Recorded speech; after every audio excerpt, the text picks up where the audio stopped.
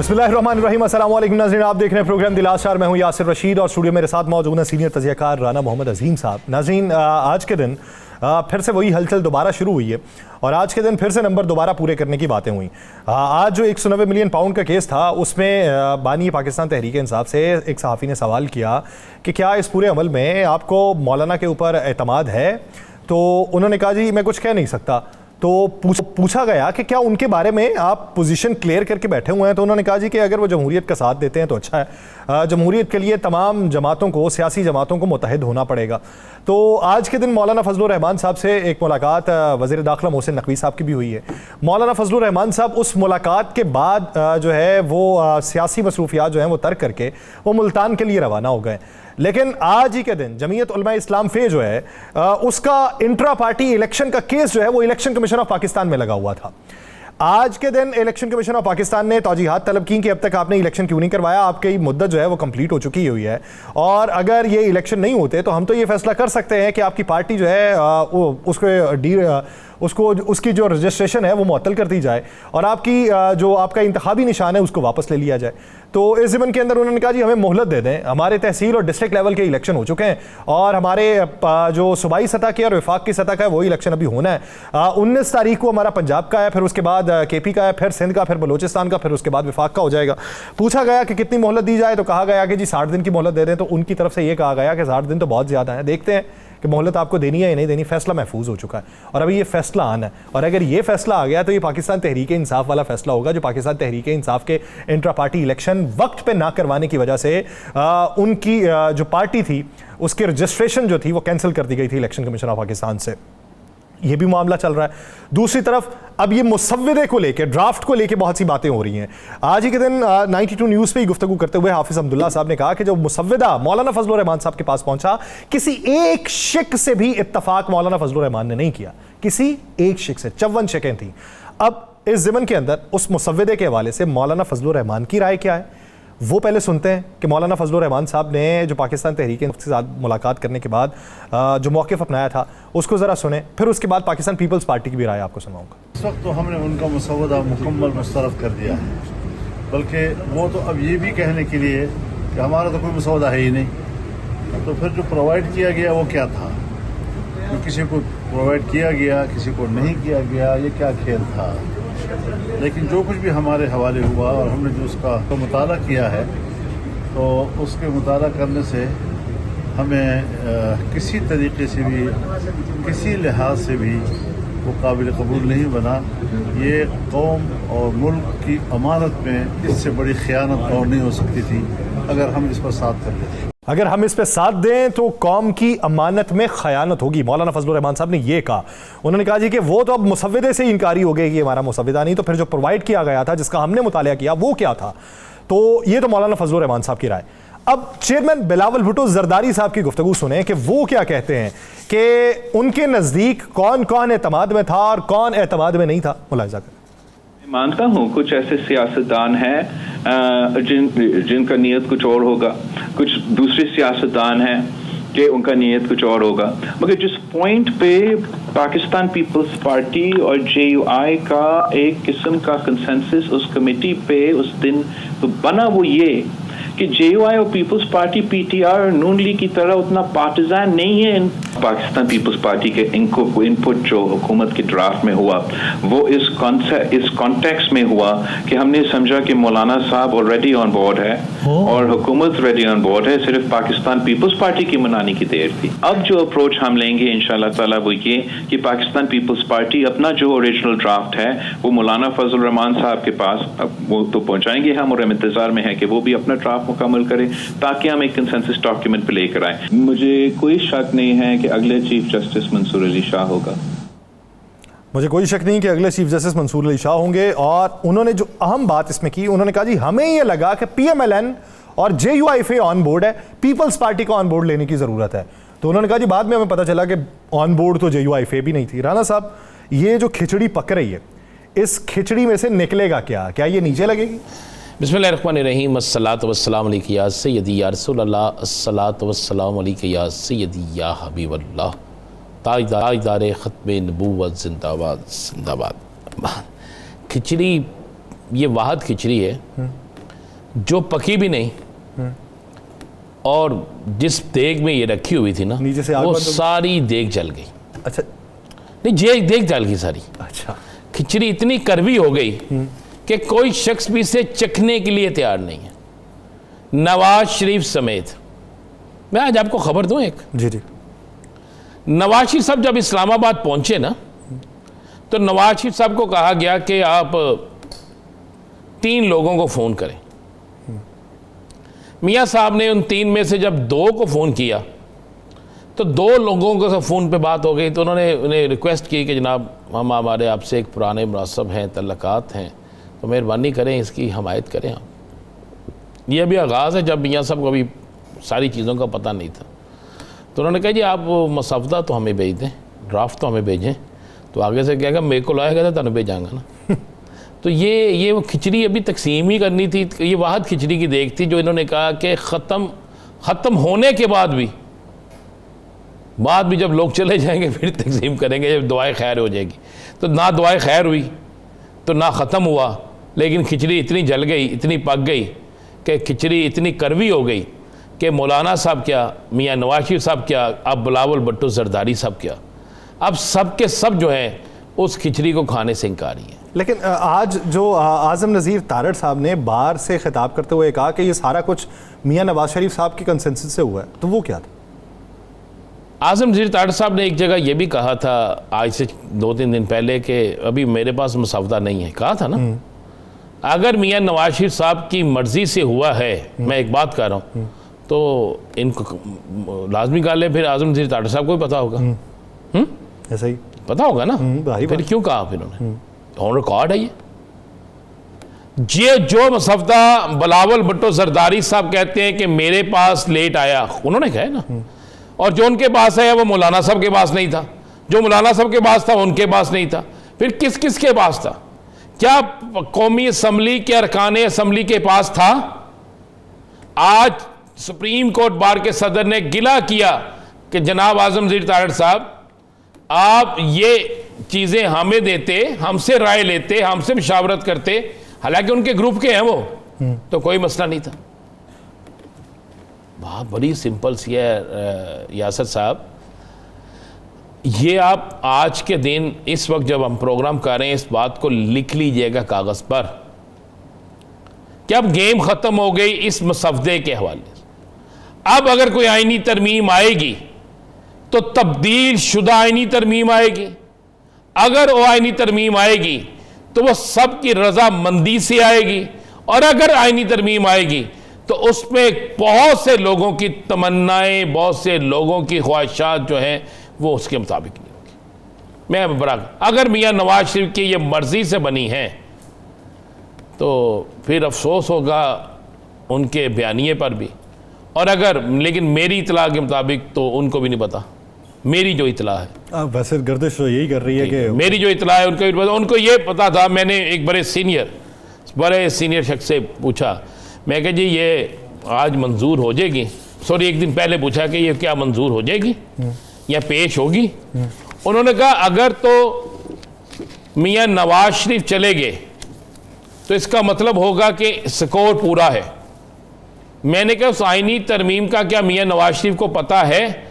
तो उन्होंने मुझे, उस शख्स ने कहा जो बड़ा ही काबिल एतबार शख्स है, उन्होंने कहा जी बिल्कुल मियाँ नवाज शरीफ साहब को नहीं पता, उनको वहाँ जाके वो पढ़ाई जाएगी, ये लफ्ज़ कहा गया। और जब मियाँ साहब वहाँ पहुँचे तो गिनती कहाँ पूरी होनी थी। आपको बताया कि लोगों को तो वाशरूम में नहीं जाने दिया गया, तो रुक जाओ वाशरूम से कहीं निकल ना जाए, लेकिन बहुत से लोग निकल गए थे। अगर ये दुआएं दें मौलाना साहब को कि अगर वहाँ पे वोटिंग हो जाती तो यासर साहब मैं आपको लिख के देता हूँ हुकूमत के पल्ले कुछ नहीं रहना। बाद में सर पकड़ के बैठे होते हैं कि ये हमने ही मंजूर करवाई। तो ये बहुत बुरा होना था जिसके आप सोच नहीं सकते। और हुकूमत खुद भी, हुकूमत के अंदर से कुछ लोग चाहते थे कि देखें ये नहीं होता, कुछ बहुत से लोग बैठे होते हैं, बाज़मीर भी, सारे बाज़मीर हैं जी, हम तो यही कहेंगे, बहुत से लोग ऐसे बैठे होते हैं जो आइन और कानून से हट के बात करना ही नहीं चाहते। बहुत से लोग होते हैं जो जी हजूरी करते हैं। तो ऐसी चीज़ें तो चलती हैं, लेकिन एक चीज़ बड़ी क्लियर है, आज रहती रूती कसर मौलाना साहब ने निकाल दिया यार। आज का मौलाना साहब का जो बयान है ना, मुकम्मल ही रद्द दे, एक पर भी हमें इस पे नहीं है। अहमदुल्ला साहब तो एक आपने उनकी तो कहा ना, वो एक अलग बात है, जब मौलाना साहब कह गए हैं तो अब इसका मतलब है 1 से लेकर 51 तक या 41 तक या 61 तक 54 तक या 54 तक, जहां तक भी ये है, या टोटल चेंज करेंगे।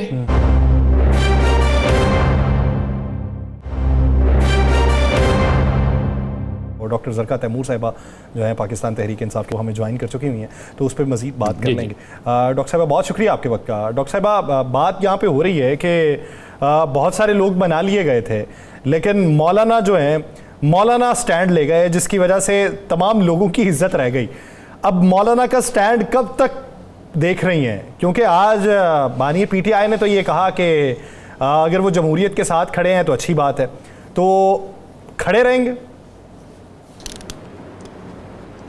जी बिस्मिल्लाहिर्रहमानिर्रहीम, बहुत शुक्रिया जी यासिर साहब। बात यह है कि वक्त जो है ना, हर चीज़ इम्तिहान वक्त ले लेता है। मौलाना साहब ने अभी तक मैदान मार लिया हुआ है और उन्होंने कुछ नून लीग की इज्जत भी बचा ली। जो अभी राना साहब कह रहे थे कि काउंटिंग नहीं हुई, अगर काउंटिंग होती तो फिर तो जो लंका रह गई थी वो भी ढह जाती। लेकिन मसला ये है कि ये जो पाकिस्तान को हमने गुड्डी गुड्डी का खेल बनाया हुआ है, एक कठपुतलियों का तमाशा है, जो कठपुतली हिलाने वाले ऊपर से बैठ के हिलाते हैं अपने मफाद के लिए, 1 साल का, 2 साल का, 3 साल का मफाद, और बाकी 24 करोड़ अवाम जाएं खड्डे में। तो ये जो बातें हैं ना, हमें तो बहुत तकलीफ देती हैं। इस किस्म की आप सुप्रीम कोर्ट के होते हुए कॉन्स्टिट्यूशनल कोर्ट, ये किस किस्म का ड्रामा इन्होंने रचाया हुआ है। तो मौलाना साहब तो देखिए, मौलाना साहब बहुत जीरक सियासतदान है। मैं तो जाती तौर पे उनकी बड़ी इस हवाले से बहुत मुतक़िद हूं कि बड़ी गहराई है उनमें। लेकिन मौलाना साहब का किरदार, मौलाना साहब उसको किस तरह आगे लेके चलते हैं वो वक्त बताएगा। देखिए, मैं आज सुबह भी सोच रही थी, एक जस्टिस मुनीर साहब थे जिनका बड़ा चर्चा होता है, जिन्होंने मौलवी तमीजुद्दीन केस में जो थी नेसेसिटी, नजरिया जरूरत, जिन्होंने पाकिस्तान में इंट्रोड्यूस कराया।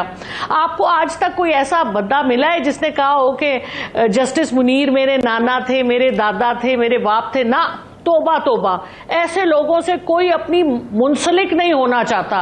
तो ये जो 2 दिन 4 दिन की चांदनी लोग लेके आते हैं कि आज ही ये वजीर आजम है, आज ये लॉ मिनिस्टर है, आज ये चीफ जस्टिस है, बड़ा उनकी तूती बोलती है, बड़ा उनका शोर शराबा होता है, वो इस तरह बिहेव करते हैं जिस तरह ताकत सारी उनके पास है। और फिर जब ओहदा चला जाता है, फिर उनकी क्या वक़्त होती है, क्या उनकी इज्जत होती है। अब मैं आपको याया खान या उससे पहले वालों से शुरू करके बता दूं, या अभी वाले जनरल मुशर्रफ का जिक्र कर दूं, या जो अभी मैंने जस्टिस मुनीर साहब का जिक्र किया, और इस तरह के हजारों लोग हैं जिनका मैं अपने गुलाम मोहम्मद साहब थे, नाज़िमुद्दीन डॉक्टर साहिबा सवाल राना साहब, कोई इनको इज्जत के नाम से याद करता है तो ये सब खत्म हो जाएंगे।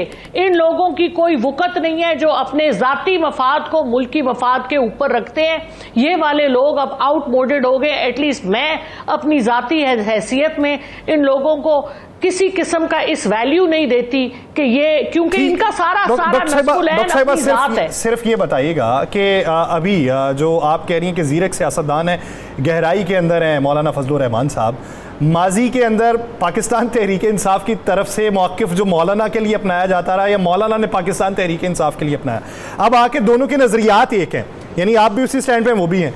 तो मैं ये जानना चाहता हूं कि ये जीरक सियासतदान वाला जो टैग है, ये कब तक उन पे लगा रहेगा, ये तब्दील नहीं होगा? बात सुने, वक्त मैंने आपको पहले कहा, हर चीज का इम्तिहान होता है। आज वो है, कल वो नहीं थे, क्योंकि कल तक जो जिस तरह से वो ओहदे लेते थे, जब भी उनको कोई ओहदा ऑफर किया, कश्मीर कमेटी के कितनी दिहाइयों से वो चेयरमैन थे, कश्मीर कमेटी ने क्या किया वो एक और कहानी है। उसके अलावा governor KP, governor Balochistan, chief minister, ये सारे ओहदे उनके घर आते थे और वो उनको लेते थे। इस दफा मौलाना साहब ने कुछ बदले अपने पिछले उतारे हैं। जो पीडीएम वालों ने उनसे इधर धरना करवा के अपने नवाज शरीफ साहब को बाहर भेजा और अपनी फिर वादे वही जो किए थे वो पूरे नहीं किए, तो अपने जरदारी साहब उनको बंदूक गिफ्ट में दे के आए थे ना। अब कुछ लोग कह रहे हैं कि वो बंदूक जो थी वो नून लीग के लिए थी। अब ये तो वल्ला आलम या जरदारी साहब जानते होंगे या मौलाना साहब जानते होंगे, लेकिन बात ये है कि ये वक्त बताएगा कि मौलाना साहब दूरअंदेश इतने हैं कि उनको नजर आ रहा है कि अब पाकिस्तान की अवाम वो पिछली वाली अवाम नहीं रही। अब अवाम जिस तराजू में तोल रहे हैं, जिन्होंने दूसरी दफा तहरीके इंसाफ को खैबर पख्तूनख्वा में हुकूमत दी है, और मौलाना साहब का सबसे बड़ा जो बेस है वो खैबर पख्तूनख्वा है। कुछ बलोचिस्तान है, लेकिन बलोचिस्तान में आपको पता है कि किसी और की हमेशा हुकूमत होती है, तो मौलाना साहब अपना हिस्सा ले लेते हैं। तो खैबर पख्तूनख्वा में मौलाना साहब अपना क्या देखते हैं, दूरअंदेश है, नजर आता है। हम जैसे नए लोगों को नजर आ रहा है, तो मौलाना साहब को तो मैंने कहा बहुत गहरे सियासतदान है, उनको तो नजर आ रहा होगा कि आगे अगली दफा उन्होंने किस तरह वोट लेने, क्योंकि इस 2018 के इलेक्शन में और फिर 2024 के इलेक्शन में मौलाना साहब तो वाइप आउट हो गए, फिर फॉर्म 47 के थ्रू जो कुछ हुआ, तो ये उनको नजर आ रहा है, उनको अपनी मकबूलियत नजर आ रही है, उन्होंने अपनी जमात को आगे लेके जाना है, तो उनको कुछ अपने जो स्ट्रैटेजी है, जो टैक्टिक्स है, वो बदलने पड़ेंगे, बदले हैं उन्होंने। अब आगे देखते हैं क्या होता है, तो वक्त बताएगा, हम भी इंतजार करते हैं। ये तमाशा तो लगा ही हुआ है 77 साल से, तो थोड़ा अरसा और देखेंगे इंशाल्लाह। अच्छा डॉक्टर साहब, तमाशा तो लगा हुआ है, बिल्कुल लगा हुआ है, और ये तमाशा अब ख़त्म होने वाला भी है। एक तो ये बता दिए कि लाहौर के जलसा लाहौर का हो रहा है या नई तारीख कल दी जाएगी? देखिए जी, लोगों की पकड़ धकड़ शुरू है। हमारे जितने लोग थे जो मोबिलाइज करने वाले थे, उनके घरों में पुलिस आके दीवान साहब को उठा लिया, किसी उसको अली वड़ाइच को उठा लिया, जो जो उनको नजर आया उसको उठा के ले गए। और ये उठने के जो कहानियां हैं, तो किस किस को उठाएंगे? 24 करोड़ अवाम को उठाएंगे, 12 करोड़ अवाम को उठाएंगे, किस किस को उठाएंगे? तो ये आपने देखा था कि अब तहरीके इंसाफ के जो जलसे होते हैं वो लीडरलेस होते हैं, कोई हो ना हो, इमरान खान के नाम पे होते हैं, इमरान खान की ललकार पे होते हैं, और अवाम निकलती है लब्बैक कह के। तो ये वही कठपुतलियों का तमाशा अब नहीं चलने वाला। जिस दिन खान साहब कहेंगे, लोग निकलेंगे, भले कंटेनर लगाएं, भले आईजी पुलिस सड़क पे आए, जो खान साहब ने 21 तारीख का तो कह दिया हुआ है ना, खान साहब देंगे 21 तारीख। जी मुझे पता है 21 तारीख का कहा हुआ है। 21 तारीख हम तो पूरी तरह तैयार हैं, और हम भी निकलेंगे और लोग भी निकलेंगे। बाकी अगर कोई चेंज हुआ तो वो देखा जाएगा। आपको इजाजत तो मिल जाए, लेकिन लोग तैयार हैं। मैं आपको बताऊं, मुझे सुबह शाम मैसेज आ रहे होते हैं लोगों के, और लोग इकट्ठे हो रहे हैं, और लोग खुद हो रहे हैं, किसी को उनको मोबिलाइज करने की जरूरत नहीं है। लोग खुद तैयार हैं, क्योंकि लोग गुस्से में हैं, लोगों का हक खा रहे हैं। ये दुनिया का वाहिद मुल्क होगा जहां गरीब से लेके अमीर को दिया जाता है। ये उल्टा रॉबिन हुड है। यहाँ पे रॉबिन हुड का नाम हम सब ने सुना हुआ है, वो अमीर से लेके गरीब को देता था। यहाँ पर पूरी हुकूमत गरीब का खून चूस के, उसकी बोटियां नोच के अपने मनपसंद जो अमीर हैं उनको देते हैं। डॉक्टर साहिबा, अगर देखा जाए, आपको लाहौर में जलसे की इजाज़त तो है, वो तो अभी नहीं मिल रही, और कराची में भी जो है जस्टिस यूसुफ साहब, उन्होंने भी पूछा कि वो मीटिंग ऑफ मिनट्स दिखा दें कि जिसके अंदर दहशतगर्दी के ख़तरात थे, उधर की इजाज़त का भी अभी मालूम नहीं। तो जब इजाज़त नहीं होगी तो क्या जलसा होगा या फिर उसे कैंसिल कर दिया जाएगा? देखिए जी, इसके बारे में मैं तो कुछ नहीं कह सकती, क्योंकि ना तो मैं कोर कमेटी में हूं, ना मैं खान साहब की फोकल पर्सन हूं। मैंने आपको ये कह दिया, जो खान साहब कहेंगे। अगर पिछली दफा भी खान साहब ने जब इजाजत नहीं मिली थी, फिर उन्होंने एक दफा मौखर कर दिया, अगली दफा उन्होंने कहा था मिलती है नहीं मिले हम करेंगे। तो अब खान साहब अभी हमारे लिए तो अभी 21 तारीख को जलसा हो रहा है। अगर खान साहब ने कोई इसके डिफरिंग बात कही तो हम वो भी करेंगे, और आवाम करने वाली है। हम तो जो अपना काम है वो साथ करते हैं, मगर ये कि ये इमरान खान साहब पे डिपेंड करता है। अच्छा डॉक्टर साहब, जो हमारे आपके जो आप कहते हैं कि हमारे एमएनए हैं जो गायब थे, वो आगे हैं? सुन तो यही रहे, मैंने खुद YouTube पे 2-3 की वो देखी हैं वीडियोस, और किसी ने बयाने हल्फी दिया हुआ है कि मेरे साथ ये हुआ, मेरे बच्चे उठाए गए, मेरी घरवाली खातून उठाई गई। तो इस किस्म की कहानियां तो ये देखें, कोई नई कहानी तो है नहीं। बहुत अफसोसनाक है, बहुत शर्मिंदा होता है इंसान इस तरह की कहानियां देख के। और ये बस मैंने आपको पहले ही कह दिया था, कठपुतलियों का तमाशा है और अफसोस से हम देखते हैं, मगर हर चीज, हर अरूज को जवाल है, ये बात ये याद रखें जो कठपुतलियां हिलाते हैं।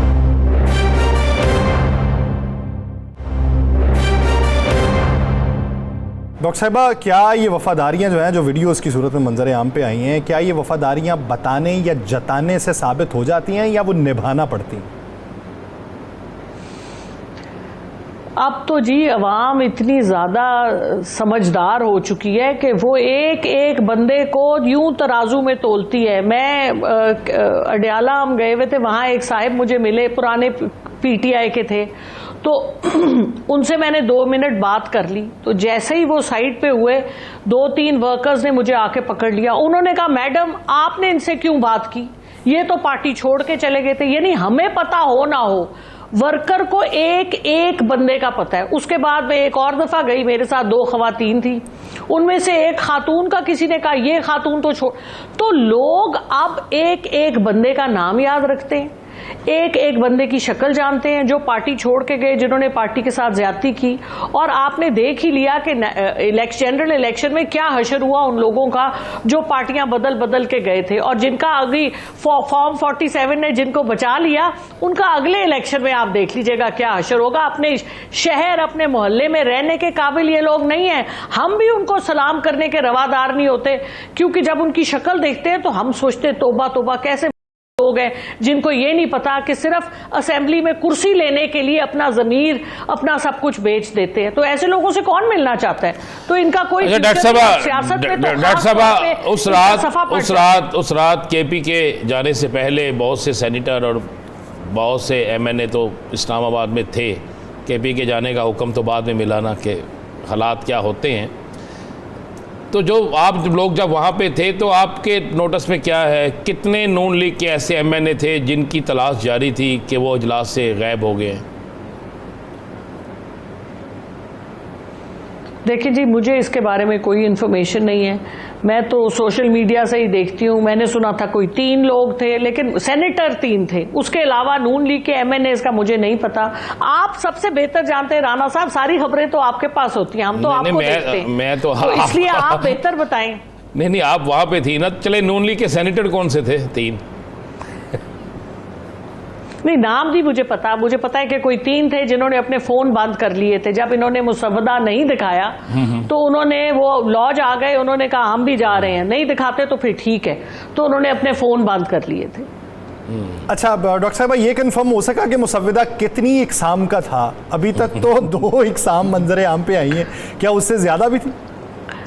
जी देखिए जी, एक मुसवदा मेरे पास भी आया, वो 29 पेज का था, जिसमें 52 अमेंडमेंट्स थी और होशरुबा किस्म का मुसवदा था। मतलब वो तो कोई किसी और मुल्क के लिए नया आइन लिखा हुआ था तकरीबन। और अदलिया के ऊपर जो बंदूक, जो लोग कह रहे थे कि जरदारी साहब ने नून लीग पे रखी थी, वो वाली बंदूक अदलिया की तरफ डायरेक्टेड थी।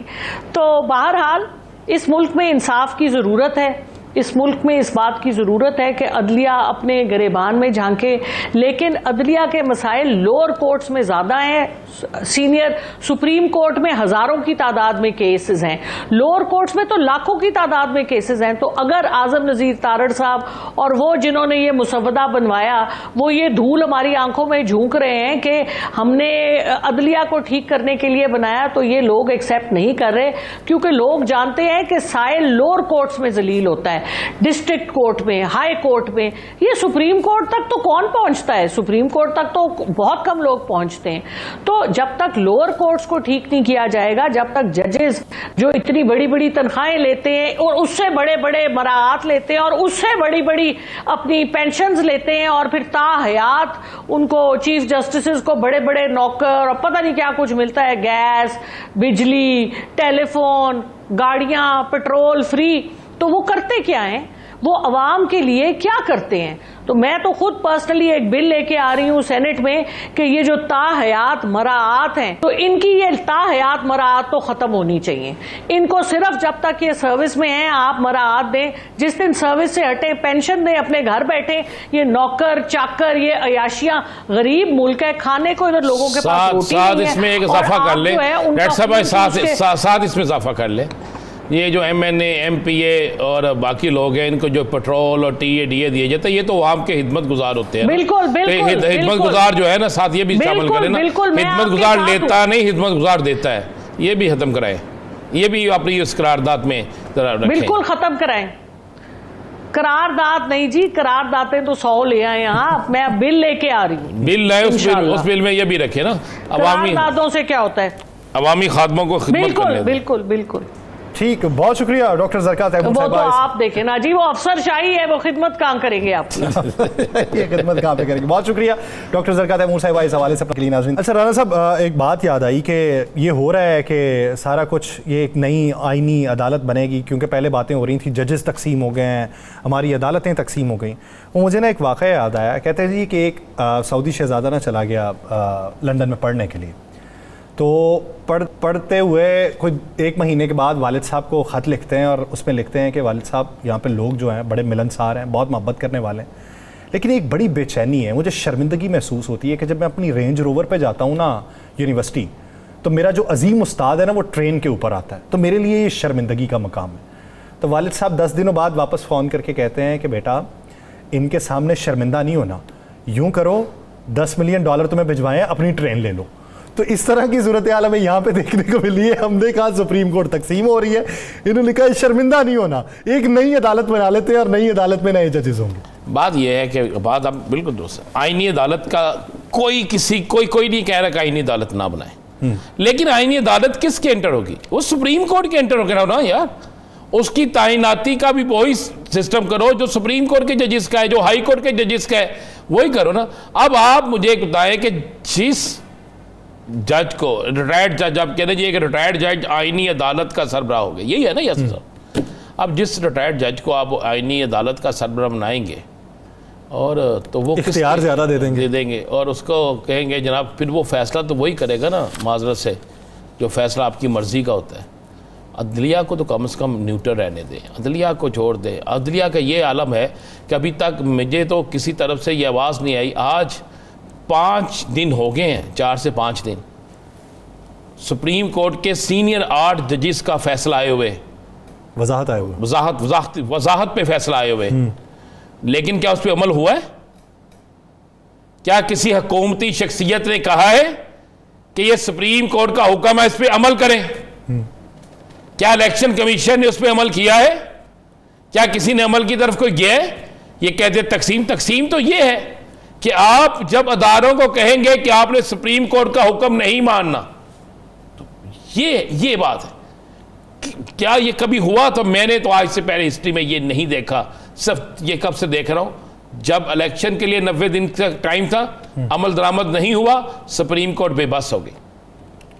अब सुप्रीम कोर्ट ने यह कहा है अगर अमल दरामद नहीं होता तो फिर भी काम खत्म है। फिर चाहे आप आईनी अदालत बनाए, फिर आईनी अदालत को कौन मानेगा?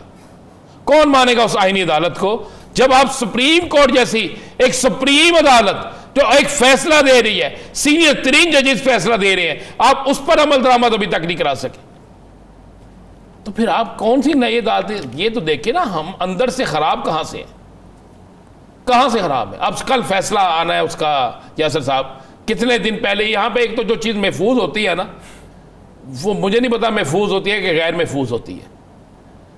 अब आपका एक कानून मौजूद है कि इलेक्शन ट्रिब्यूनल बनते हैं, उनको इतने अरसे के अंदर फैसला देना होता है। अब यहां पर इस्लामाबाद सुप्रीम कोर्ट ने, हाई कोर्ट ने कल फैसला देना है कि जनाब वो जहांगीरी साहब वाला कि वो क्या जनाब दुरुस्त क्या था, गलत क्या है, कौन देखेगा कौन नहीं देखेगा। तीनों हलकों की बात है। हालांकि वो 3 हल्के आप खोल दें तो आप देखें फिर क्या क्या खुलता है। पूरा इलेक्शन खुल जाएगा, सारा इलेक्शन खुल जाएगा। और सारे इलेक्शन को बचाने के लिए तो ये सारी गेम खेली जा रही है, ये सारा कुछ किया जा रहा है। तो ये तो यासर चलता है यार। यासर, इस मुल्क का क्या हाल है? मैं आज आपको एक चीज़ बताऊँ, आप बताओ। मैं अभी देख रहा था, मैंने हमेशा ना सबसे ज़्यादा बतौर यूनियनिस्ट भी हमने बड़ी आवाज़ उठाई जिनसी हरासगी के हवाले से ना। तो एक दरखास्त न देती हैं एक असिस्टेंट डायरेक्टर स्पेशल एजुकेशन है नुसरत जबी, वो एक दरखास्त देती है साबिक डीजी स्पेशल एजुकेशन जो कि 20वें स्केल के अफसर हैं, उनके खिलाफ दरखास्त दी जाती है और कहा जाता है कि जनाब कि शफात अली साहब जो हैं, ये कहाँ की असिस्टेंट डायरेक्टर है? ये लाहौर में जी। अच्छा, लाहौर।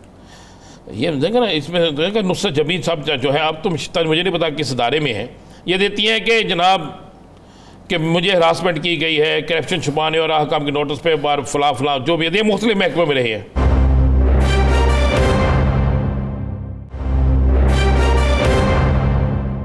अब होता क्या है कि इनके खिलाफ कुछ एप्लीकेशंस होती हैं जिस पर ये सारा काम चल रहा होता है। अब उस पर जब डीजी साहब वो करते हैं, शहबाज साहब जब इस पर करते हैं बाकायदा इस पर इंक्वायरी शुरू होती है। इंक्वायरी भी वही कर रहे हैं? नहीं, उसके बाद शफात अली साहब है ना, इंक्वायरी वो नहीं करते, मुख्तलिफ महकमों को इंक्वायरी के लिए भेजती हैं। फिर आखिरकार ये एप्लीकेशन चली जाती है गवर्नर साहब के पास। अच्छा, जब गवर्नर साहब के पास ये एप्लीकेशन जाती है तो गवर्नर साहब जो है वो इसकी इंक्वायरी होती है ना, एक आखिरी स्टेज, वो सारे ये डॉक्यूमेंट्स हमारे चल रहे हैं, उस पर वो फैसला करते हैं कि ये जो हरासमेंट की जिनसी हरासगी की दरखास्त है ये झूठ पर मबनी है। अच्छा, वो उस खातून की तरफ से? खातून। अब मुझे बताएं, यहां पर खातून एक एप्लीकेशन दे दीजिए मेरे साथ ऐसा नहीं ऐसा हुआ है। अब वो 20वें ग्रेड का ऑफिसर, जब आप उसके खिलाफ एक एप्लीकेशन देंगे और उस एप्लीकेशन पर जाकर दरादर होना शुरू हो जाएगा, इंक्वायरी शुरू हो जाएगी, उसकी फैमिली पे क्या असर पड़ेगा? जब तक वो बेगुनाह नहीं होता, आप वो 1000 दफा अपने घर में कह दे, 1000 दफा माशरे में ये बात कह दे, लेकिन कोई मानेगा बात, कोई सुनने के लिए तैयार होगा? आखिरकार गवर्नर पंजाब जो है, जब इनके पास जाती है आखिरी, उन्होंने उस पर सोन असिस्टेंट जो डायरेक्टर थी नुसरत हुसैन ने ना तो हरासमेंट का कुछ सबूत पेश किया, लिखा उसमें उन्होंने सबूत पेश कर सकी, और ना ही अपील में उठाए गए सवालात का खातर ख्वाह जवाब दे सकी। रिकॉर्ड मुलादा करने पर खातून असिस्टेंट डायरेक्टर नुसरत जबी की हरासमेंट की दरखास्त में जाल साजी करके टेम्परिंग और माजी में की गई पेट्रोल के सैकड़ों लीटर की करप्शन सामने आ गई। ये लिखा हुआ उसमें, मतलब जिसने करप्शन की उस औरत ने, ये उसमें लिखा, ये हम नहीं कह रहे, ये लिखा हुआ है, उसने जो करप्शन की, टेम्परिंग की, ये सारी चीज़ें जो हैं वो गवर्नर पंजाब साहब की जो पूरी एक जामिया रिपोर्ट है जो हमारे पास चल रही है, उस पर आता है कि यहाँ पर जिस मुल्क में ये हो जाए कि जो आपको बंदा रोके कि आपने ये गलत किया है, आप गलत कर रही हैं, तो उस पर फौरी तौर पर हरासमेंट की, जिनसे हरासगी की आप एप्लीकेशन दे दें। अच्छा, उस एप्लीकेशन का फैसला अगर तो टाइम पे हो गया फौरी तो फिर तो ठीक है, तो नहीं तो वो जाता, नहीं तो वो बंदा बेचारा जो है वो अपनी वजाहतें दे के मर जाएगा। और वो शख्स जो है उसके मतलब जो पता चला है, जो इंफॉर्मेशन मिली है कि वो इतना डेड ऑनेस्ट आदमी है, इतना डेड ऑनेस्ट आदमी है कि कहते हैं कि वो अपनी फैमिली का भी कोई उसका बंदा आ जाए किसी काम के लिए तो वो कहता नहीं भाई मेरिट से हट के मैंने काम नहीं करना। तो उसका जुर्म यह हुआ कि उसने इंक्वायरी की, पहले चेक करवाया, इंक्वायरी करे भाई ये पेट्रोल कहाँ जा रहा है, ये फलानी चीज़ें कहाँ जा रही हैं, फलानी चीज़ें कहाँ जा रही हैं, तो ये इल्ज़ाम लग गया। अब गवर्नर पंजाब साहब ने उस पर बड़ा सख्त एक्शन लिया है, उस पर पूरी एक बना के रिपोर्ट दी है, ये काफ़ी पेजेस की रिपोर्ट है, और उस पर उन्होंने लिख दिया है, वाज़े तौर पे कह दिया कि जनाब ये तो कोई सबूत पेश नहीं कर सकी, और वो जो जिन पे इल्ज़ाम लगा वो एक डेड ऑनेस्ट ऑफिसर है 20वें ग्रेड के, और उन्हें अब वो बाइज़्ज़त तौर पे बरी हुई, अखबारात में तो खबरें छपी, लेकिन अब बात ये है कि मेरे पास तो तस्वीर भी थी मोहतरमा की, मैंने इसलिए नहीं चलाई कि ये हमें जेब नहीं देता ये, लेकिन बात यह है कि क्या कितनी देर तक आप करेंगे, कितनी देर तक करेंगे ये आप। लेकिन राजा साहब आप ये देखिए कि वो मुआशरा, साबिक डीजी स्पेशल एजुकेशन है जिनके खिलाफ ये इन्होंने किया, 20वें ग्रेड के हैं, पीएमसी ऑफिसर है, जिनके साथ ये सारा कुछ किया जाता है। क्यों किया जाता है, क्यों ऐसा किया जाता है? इस इंसाफ नहीं है ना। मसलन अगर इनको इंसाफ मिल जाता, इन ऑफिसर्स को जिस दिन एप्लीकेशन थी उसी दिन इंक्वायरी हो जाती। सर बराबरी का पैमाना यहाँ पे है क्या? ये वो खबर आपको मालूम पड़ी है कि वो हुकूमत ने जो ऐलान किया था रिलीफ वाला, वो मिल गया लोगों को, मिल गया, वो जिसके सिंगल फेज वालों को मिल गया, 3 फेज वालों को नहीं मिला। हुकूमत ने ये डायरेक्शन भिजवाई, लेस्को कहता है कि हुकूमत की तरफ से डायरेक्शन ये थी कि आप जो है वो तमाम फेजेस के ऊपर देंगे, लेकिन हमें वजारत की तरफ से जो आती है, सेक्रेटरी साहिबान की तरफ से जो आती है, वो ये आती है कि सिंगल फेज़ के ऊपर दिया जाए। तो हमने तो फिर सिंगल फेज़ के ऊपर दिया। अब इसका मतलब कि हुकूमत की ब्यूरोक्रेसी के आगे नहीं चल रही। ये कैसे हो सकता है? अगर नहीं चाह रही तो दो इस्तीफा कार जाओ, किए थे बैठे हो। नहीं चाह रही तो क्यों बैठे हुए हैं यहाँ पे, मुझे बताएं ना। यासर साहब आज को आप चलें, ये तो अब चल रही है ना। आपको एक लाहौर के जलसे के हवाले से खबर दूँ। जी जी। मेरी आज बात हुई है अपोजिशन लीडर मलिक अहमद खान बचर साहब से। उन्होंने कहा राना जी जलसा हो ना हो लाहौर में मैदान लगेगा। मैं कि ये आप क्या कह रहे हैं? कहते हैं हमारे वर्कर इतने चार्ज हैं कि हमसे संभाले नहीं जा रहे, हम हमसे भी नहीं संभाले जा रहे। और हमने भी सोचा क्या होगा, गिरफ्तारियां है ना। अब तो इतनी दफा जेल जा चुके हैं कि अब कोई फर्क ही नहीं पड़ता। जेल भेज देंगे, ज़्यादा से ज़्यादा भेज दें जेल। लेकिन हमने खान की काल पे निकलना है। हमने खान की काल पे जो मर्जी हो जाए। उसने कहा कि ज़्यादा ये करेंगे कि मीनार पाकिस्तान जलसा नहीं करने देंगे। उसने कहा फिर लाहौर में हो सकता कोई 100 जगह पे जलसा हो, हर चौक में जलसा हो, हर गली मोहल्ले में जलसा हो। तो बात ये है, वैसे चार्ज हुए हैं ये पूरे। और अगर वाकई ऐसा हो गया तो फिर आप देखेंगे कि 21 तारीख को लाहौर का माहौल ही चेंज होगा। इजाज़तनामा मिलता देख रहे हैं? मेरे पास ये इतला ये है कि हुकूमत किसी सूरत में इजाज़त नहीं देगी। इवन के वो कहते हैं तौहीन अदालत का अगर नोटिस मिलता है तो वो भी बर्दाश्त कर लें। अच्छा, वो कौन सा पहला मिलना है? अगर इजाज़त देंगे, मुझे देखें ना, इनके पास बड़ी एक चीज़ होती है। PTI के जलसे में तो फौरी तौर पे आ जाता है कि कोई दहशतगर्दी का ख़तरा है, या ये जगह जो है ख़राब ना हो जाए, ये पार्क ना आ जाए, तो बाकी कोई और वहाँ पे जलसा करना चाहे। अब मीनार पाकिस्तान पे 2 जलसे हो चुके हैं, मौलाना सीरत कॉन्फ्रेंस भी हो चुकी है और ख़त्म नबूवत। वो तो होना चाहिए था जी, ये दोनों होने चाहिए थे। बल्कि सियासी जलसे तो सारे ही होने चाहिए ताकि अवाम में सियासी शऊर आए, आने वाले वक्तों में उनको मुंतखब कर सकें जो वाकई इस अवाम की खिदमत कर सकते हैं। लेकिन क्या करेंगे आप? सब कैसे इजाज़त दे सकते हैं? सवाल ये बनता है नहीं, क्या इजाज़त क्यों नहीं दे सकते? इंडिया का जलसा है। नहीं सर, नहीं, किसका जलसा है? आप भी मुझे समझ नहीं आती, पता नहीं क्यों आपके अंदर किसी वक्त ना आपके अंदर भी कोई जिन सा आ जाता है जो लगता है वो कोई मुस्लिम लीग। नहीं क्यों? न्यूट्रल होकर बात करें ना आप। न्यूट्रल होकर ही बात कर रहा हूँ। नहीं, क्या क्यों? मुझे बताया क्यों ना इजाज़त दें भाई। हाँ जी, मैं बताता हूँ। ये जलसा क्या इंडिया हो रहे हैं? पाकिस्तान मुस्लिम लीग नून ने एक बाकायदा तौर पे एलामिया जारी किया था, हमारे शहर जलसे होंगे। हाँ जी, कर दिया ना मनसूख उन्होंने। उन्होंने को हो ही नहीं, पल्ले नहीं तेला तो करना मेला नहीं ना, वो खुद अपने भी नहीं कर रहे, इसलिए वो कहते हैं कोई अपने उनके होते नहीं, इनको करने देते नहीं।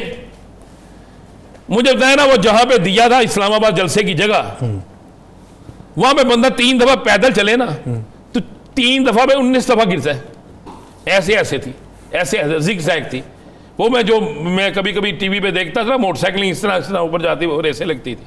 वो लगता था कोयटा का इलाका, वो जहाँ पे मोटरसाइकिलों की रेसें लगती हैं ऊपर नीचे, वो जगह दे दी थी। वहाँ पे लोग पहुँच गए।